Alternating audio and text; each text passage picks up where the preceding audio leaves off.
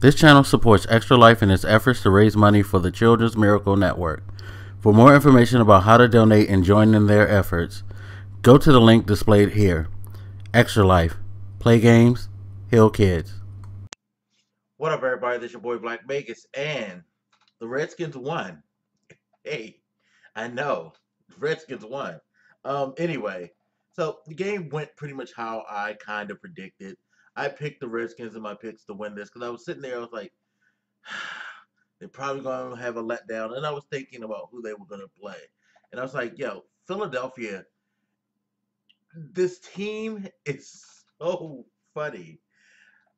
Again, I go back to what I said to people in the preseason, also what I said on the podcast. By the way, shout out to Kid the Gamer and his crew for inviting me on this podcast.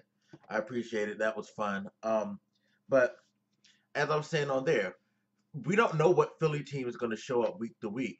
They're generally front runners. They have to jump out early because they'll fade in the end, or they'll start off slow and they'll play catch up in the end and then don't have enough time to catch up. This time it was just a simple matter of not necessarily not having time to catch up per se, but having their kicker have a poor game because think about it, people. This game ended at 23 to 20. He missed an extra point, which would have been 21, and he missed a field goal at halftime that would have made it 24. By all rights, the Eagles had every opportunity to win this game, but as usual, they shot themselves in the foot. It wasn't that the Redskins were doing anything extremely dynamic to, keep these guys from being able to win. And again, this is my team, and I'm being very honest. We didn't do like something spectacular to win this game. We did enough to hold on because we were going to lose that game. We were down. We started out really good. Had Took advantage of some big defensive mistakes to get the first 13 points. Came out, started the second half again as usual. We don't play two full halves of football. And this is why it wouldn't have surprised me if the Eagles had beat us. And again, the Eagles probably should have beat us. But we played flat in that third quarter. Eagles went crazy. Sam Bradford, all of a sudden started hitting targets so deep downfield. They had the long. They had a couple of more long balls that they just missed because they were getting behind the secondary. I don't know how, especially since they're not running the ball, how you allow receivers to go deep like that and be open. But I don't know, because it's not like, you had the threat of the play action. They did nothing with DeMarco Murray. It was crazy. DeMarco Murray, 8 carries, 36 yards. This is like the best game he's had all season. Side note, Eagles fans, I feel for you because your coach is an idiot. He has a north-south running back, and he's trying to use him like LaShawn McCoy and try to move him laterally. Shouldn't have signed DeMarco Murray if you were trying to like replicate um, LaShawn McCoy's play style. Ryan Matthews is probably the better fit for that because he's more of a lateral back. He's not necessarily, at least to me, he's not a pounded type of guy.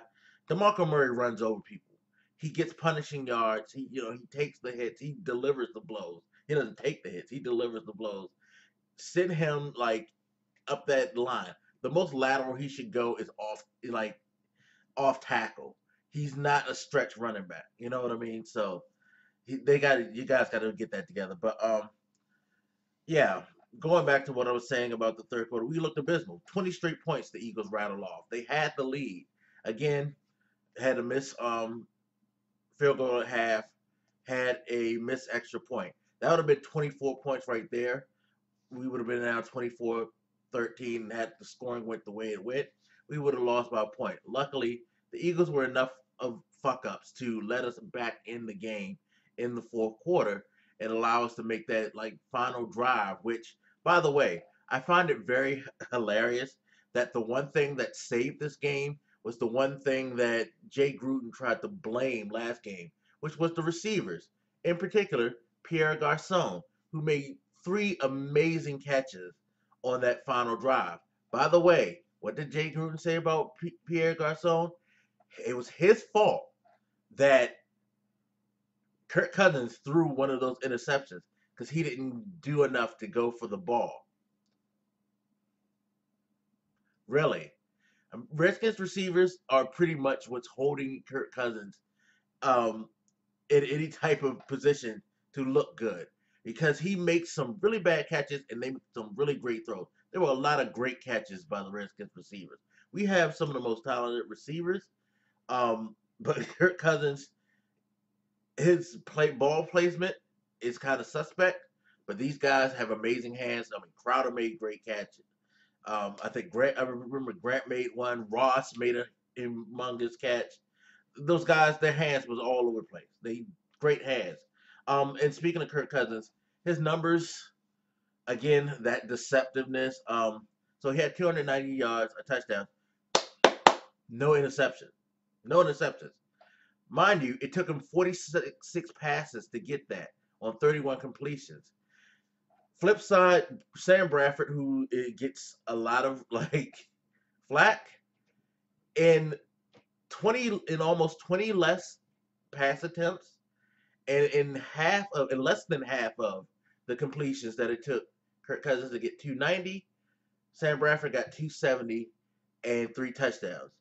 The completion rate wasn't as good, but the efficiency is what you want out of an NFL quarterback. You don't want your quarterback throwing over 40 times to not even get 300 yards. That's bad. The running game was so. I need Jay Gruden to stop abandoning his biggest strength on offense in the second half. I know you need Kirk Cousins to be this dynamic super quarterback to prove that you're a genius, but you're putting yourself in a position where you're gonna be out of a job if you keep trying to throw this guy up there like he's an upper echelon quarterback. He's not. He's not. He's probably not even an answer, but you need to back off of that and play more smarter. Jay Gruden, your play calling just sucks. But anyway, happy for the win. We are now tied. I believe we tied for the division lead, which is strange, simply because one, the Cowboys is all banged up.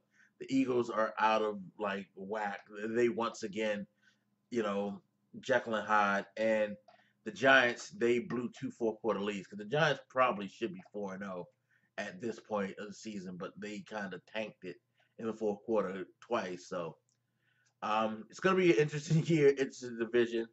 Uh, Glad to be going in with the win. We'll see how we're gonna do next week. Anyway, you guys hit me up. Let me know what you think, and I'll holler at you later. This your boy Black Megas. I'm out. Deuces.